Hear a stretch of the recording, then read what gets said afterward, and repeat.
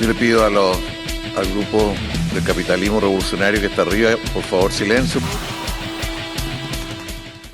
Lo ocurrido en el museo o con el Museo de la Memoria es también la constatación que en otros lugares y en otras circunstancias, en medio de esa hipocresía que tanto nos caracteriza, nunca se ha analizado en serio la llegada mediante un golpe de Estado de los militares al poder en nuestro país.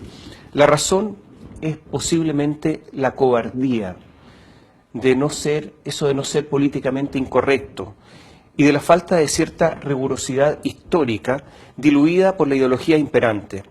Han pasado tantos años que además posiblemente sea de poco interés público.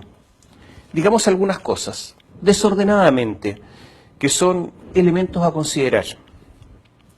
El gobierno de Eduardo Frei Montalva llegó al poder con la idea de frenar el marxismo. Recordemos que en ese tiempo había Guerra Fría. ¿Con la ayuda de quién? De la Iglesia Católica, en ese tiempo muy poderosa. Y también con la ayuda del gobierno norteamericano. El gobierno norteamericano financió la campaña de Eduardo Frei Montalva. El gobierno de Frei fracasó porque entregó el gobierno a quienes justamente pretendía combatir.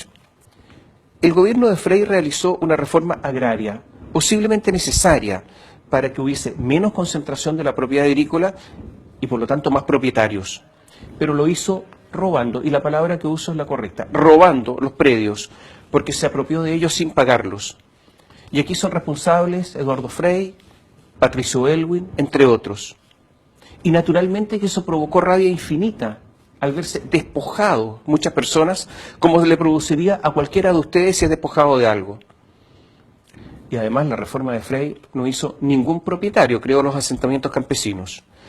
El gobierno de Frei fue el primero que impulsó el marketing político en serio y abusó del poder del Estado con respecto a eso. ¿Sabía usted que bajo el gobierno de Eduardo Frei Montalva todos los días, sí, todos los días a las 12, había una cadena nacional obligatoria de radio para hacer propaganda al gobierno y comenzaba no con la canción nacional, sino con el himno de la democracia cristiana, el Brilla el Sol?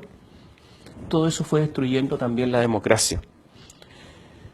Si la candidatura de 1970 fue una candidatura importante, sí, la de Radomiro Tomic, pero fue una candidatura de izquierda, tanto que era muy parecida en cuanto a programa a la candidatura de Salvador Allende. Chile había perdido el centro político.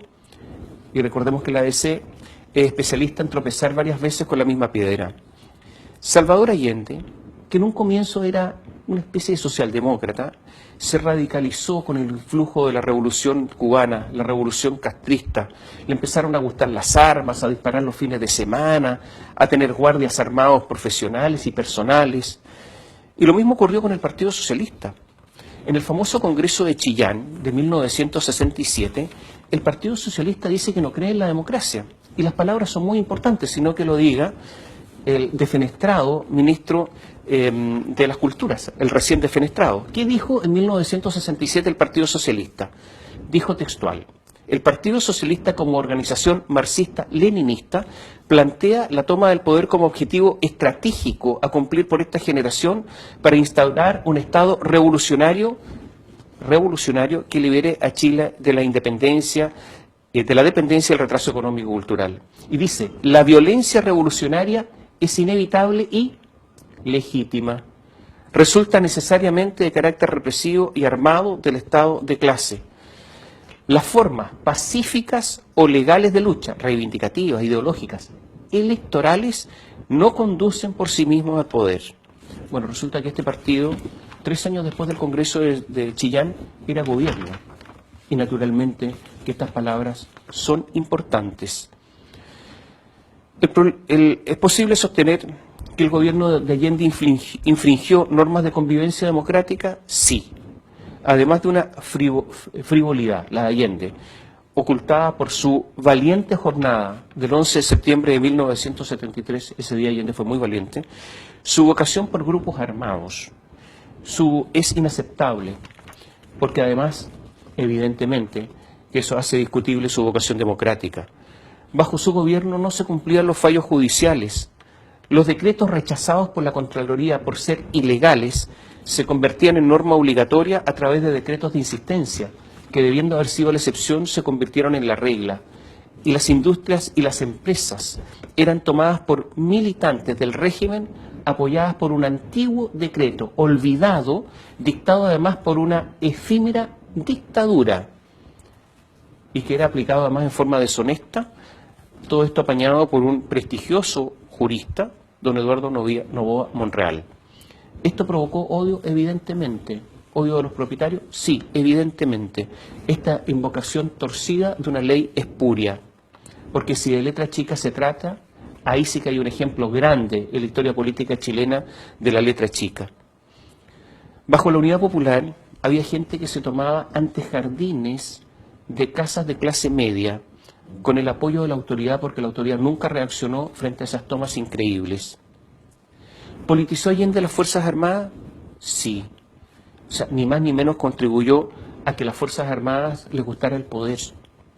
Nombró al comandante en jefe del ejército, un militar en servicio activo, ministro del Interior, o sea, jefe político de su gobierno. ¿Cómo se cumplía la norma constitucional de que las Fuerzas Armadas eran obedientes y no deliberantes? Contéstese usted mismo.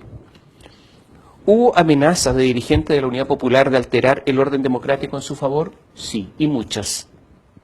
¿Intervino Estados Unidos en la política interna chilena? Sí. En el atentado que grupos de extrema derecha, en el que asesinaron, por ejemplo, al general de ejército René Schneider, que era comandante en jefe del ejército. Ahí intervino Estados Unidos. ¿Fue determinante la intervención de Estados Unidos en la caída de Allende? Yo creo que no. ¿Hubo apoyo mayoritario al golpe militar? Imposible medirlo, pero lo más probable es que sí hubo un apoyo mayoritario. ¿Era necesario el golpe militar para quienes querían terminar con el gobierno de Allende? No. Recordemos que la mañana del 11 de septiembre de 1973, Allende iba a llamar un plebiscito, donde se iba a resolver si él seguía gobernando o renunciaría. Y ese plebiscito lo iba a perder.